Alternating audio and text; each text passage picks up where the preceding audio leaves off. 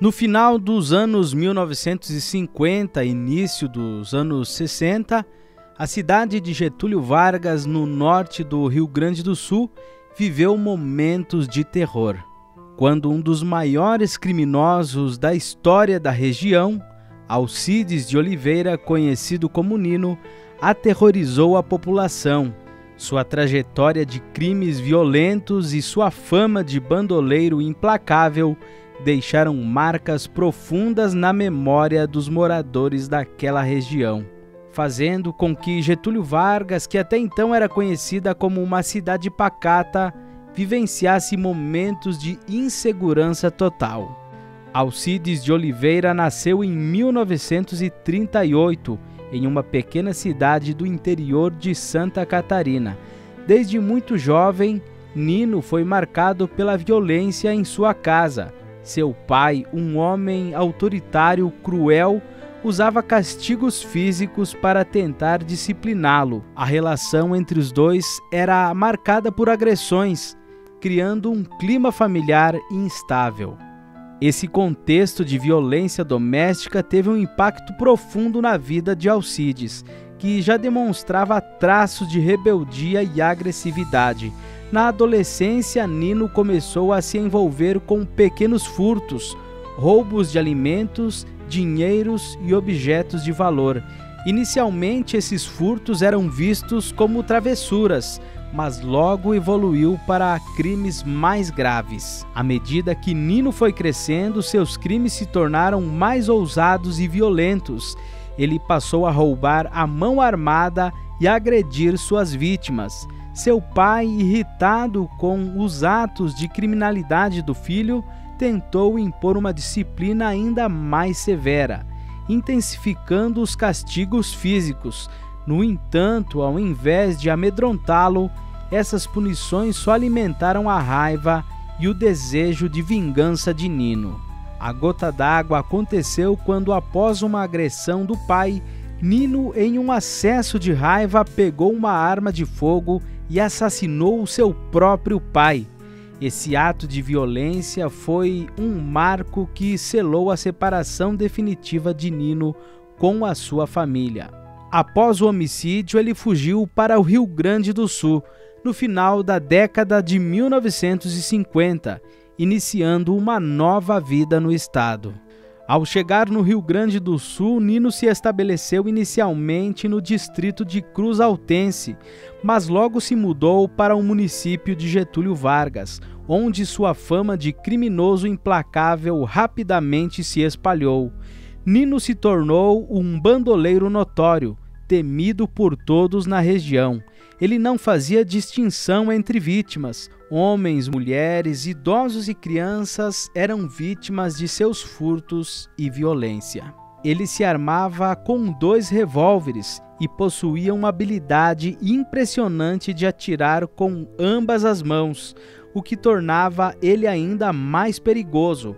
Além de sua destreza com armas, Nino usava disfarces para confundir a polícia e as vítimas. Em uma ocasião, ele se vestiu de freira e em outra usou o uniforme da Força Pública de Santa Catarina, se passando por um sargento para roubar cavalos de uma fazenda. A presença de Nino em Getúlio Vargas causou pânico na população. A cidade, que até então era pacata, viveu um clima de medo constante. Nino foi responsável por pelo menos 15 mortes, mas os registros dos crimes foram perdidos em uma mudança do fórum local. Isso dificulta a confirmação de sua relação com os assassinatos e contribui para um mistério em torno do seu nome, levando a alguns considerá-lo um serial killer. Para tentar conter a crescente onda de crimes, as autoridades locais decretaram um toque de recolher às 19 horas. Isso não foi o suficiente para deter o bandido. Nino continuava os seus ataques, desafiando a polícia e aterrorizando a população, que temia ser a próxima vítima. A vida de crimes de Nino chegou ao fim no dia 15 de novembro de 1961. Naquele dia, o delegado Nelson Borgman, titular da delegacia de Getúlio Vargas, recebeu uma informação importante. Nino havia sido avistado no interior de Campinas do Sul. Imediatamente, o delegado reuniu seus homens em um jipe e partiu para o local. Ao chegar na localidade de Três Cerros, a cerca de 6 quilômetros de Campinas do Sul, a polícia avistou Nino montado em um cavalo.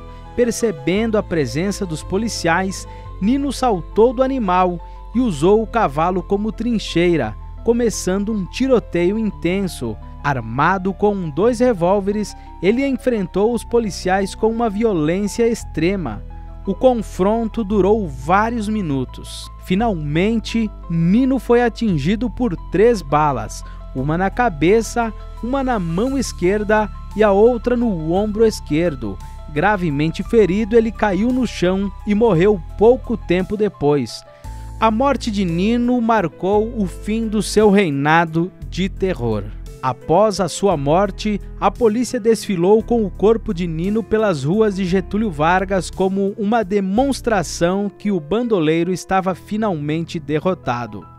O corpo foi levado ao necrotério do Hospital São Roque, onde o médico responsável pela sua autópsia constatou que Nino estava extremamente magro, pesando cerca de 40 quilos. Sua morte trouxe alívio para a população local e das cidades vizinhas, que por anos viveram sob o medo constante dos seus crimes. Hoje, poucas pessoas lembram de Nino. Sua história é comentada apenas por alguns dos mais antigos moradores da região, e para muitos o caso foi deixado para trás. O nome de Nino não é mais associado aos tempos de medo e insegurança, mas sim uma lembrança distante em um período que felizmente já passou. Para muitos, a memória da sua história é apenas uma lenda esquecida, que perdeu relevância com o passar do tempo.